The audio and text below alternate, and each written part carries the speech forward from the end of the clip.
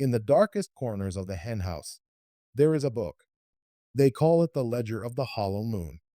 Inside are the names of 13 spirits, cursed souls that were never meant to rest. Tonight, we read the first page, and with it, we set another ghost free. Welcome back to the Hen House Files, where the stories are extra deadly.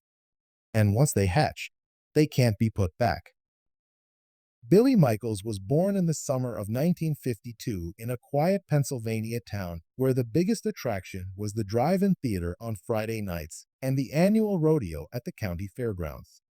Billy's parents were not cruel people, but they weren't exactly warm either. His father, Carl, was a steelworker who spent most of his time at the plant, coming home bone-tired and short-tempered. His mother, Dorothy, tried to keep the house in order, but she often said Billy lived in his own world and that nothing she said ever pulled him out of it. Billy was small for his age, scrawny, with big brown eyes that always seemed distant, as if he were watching something that wasn't really there. He didn't have many friends, and the few boys on his street thought he was strange. While they played baseball, Billy would dress himself in makeshift cowboy outfits, a fringed vest, a plastic sheriff's badge, a pair of cap guns strapped to his waist. The kids teased him relentlessly. They called him Cowboy Billy and sometimes knocked his hat off his head, daring him to fight back. But Billy didn't fight. He just smiled that eerie, far-off smile and said, "Someday, I'll get you in my game." That phrase, "my game," unsettled the other kids. Nobody really knew what it meant. At night, Billy would sit cross-legged on his bed, whispering to himself. Sometimes he'd aim his toy guns at the darkened corners of his room, pretending enemies lurked there. Other times, he'd run around the backyard making hoarse noises and talking to people who weren't there. His mother chalked it up to imagination. His father said he was soft, but Billy's imagination was darker than they realized. The day Billy died was the kind of hot July afternoon that shimmered with heat. A group of local boys, tired of his cowboy antics, decided to teach him a lesson. They convinced Billy to come play cowboys and Indians with them in the woods. Billy eagerly agreed, bringing his cap guns, plastic hatchet, and a tin star badge. But the other boys had come prepared with something real. They tied a bandana over Billy's eyes and told him to run. He thought it was all part of the game. He galloped on his little legs through the brush, calling out, "You'll never catch me. I'm the sheriff of these woods." One of the boys raised a real arrow, a hunting arrow stolen from his older brother, and notched it to a bow. Maybe he didn't mean to kill Billy. Maybe it was supposed to be a scare. But when the arrow flew, it whistled through the trees and struck Billy squarely in the forehead. He fell instantly. His cap guns clattered to the dirt. His small body twitched once, then went still. The boys panicked and scattered, leaving Billy's lifeless body lying in the brush. By the time his parents found him, hours later, the woods were quiet. Only the toy six-shooters remained by his sides, one in each hand. Billy was buried in the town cemetery 3 days later. His coffin was child-sized, white, and covered in flowers. The priest said kind words. The family wept. But even as the earth covered him, some swore they could hear the faint click-click of toy cap guns echoing on the summer breeze. Within weeks, children in town began whispering about a boy with an arrow sticking out of his head who asked them to play. At first, it was dismissed as morbid imagination. But then kids started disappearing in the woods.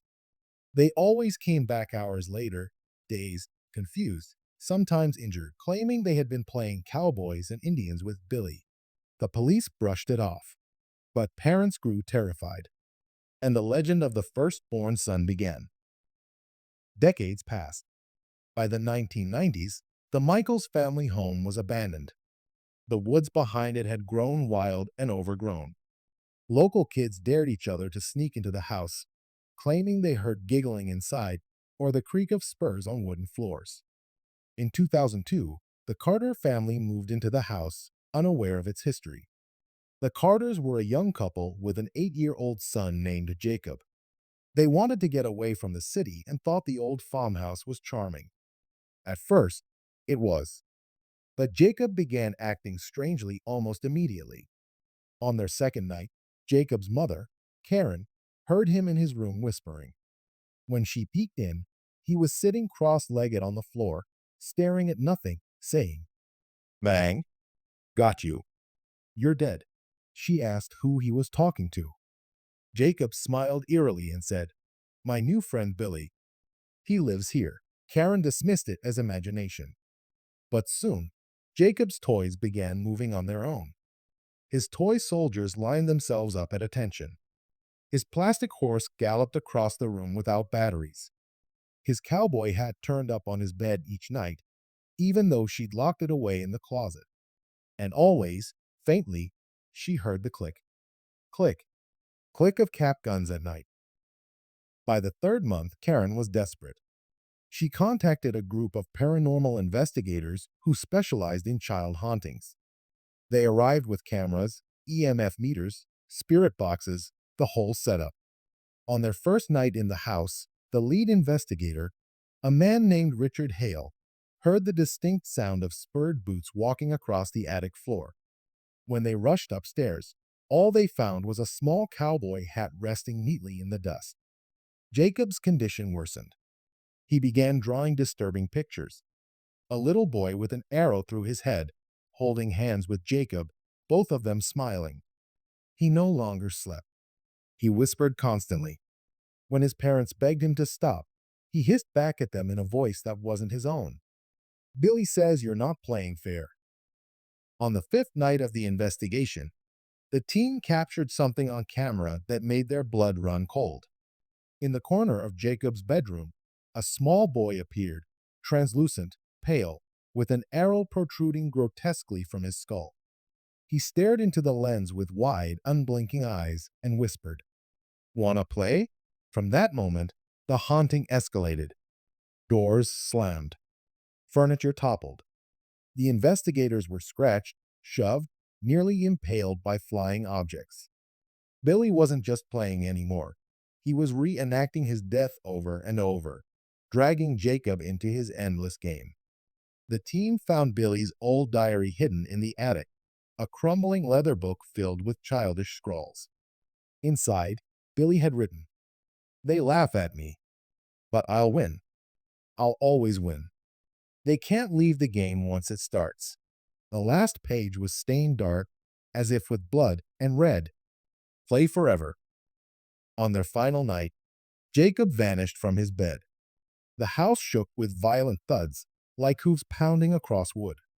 The sound of gunshots echoed through the halls, though none of the investigators carried real guns.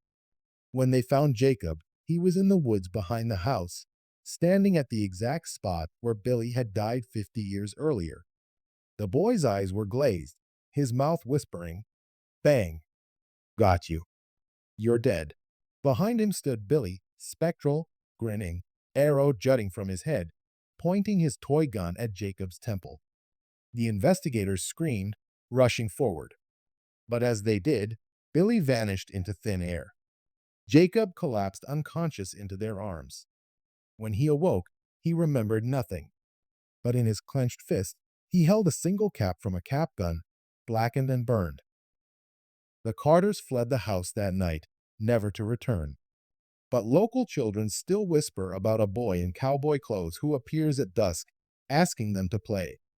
And sometimes, if you're very quiet in those woods, you can hear the faint click-click of a cap gun and the laughter of a child who never grew up. Billy Michaels, the firstborn son, still plays his game. And once you join, you can never leave. You've just heard the first page from the Ledger of the Hollow Moon. But the book is not yet closed, and the next spirit is already stirring. This has been the Hen House Files, where every Cluckin' story leaves a scar. Until next time, don't get plucked.